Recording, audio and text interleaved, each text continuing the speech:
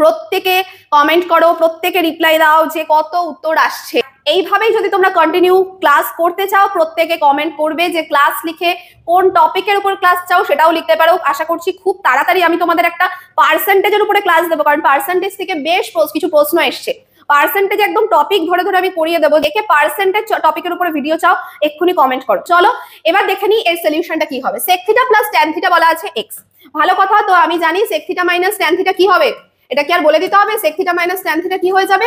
1/x হয়ে যাবে, 1/x। এবার ভাবো তুমি এই দুটো যোগ করছো, এই দুটো যোগ করতে গেলে plus tan theta minus tan theta কেটে যাবে, তো তার মানে 2 sec theta, 2 sec theta equals to কত হয়ে যাবে? x plus 1/x।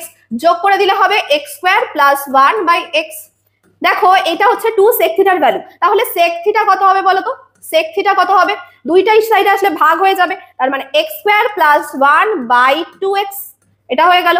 তাহলে কোথায় আছে আমাদের x square plus 1/2x? Option number D হয়ে গেল রাইট আনসার।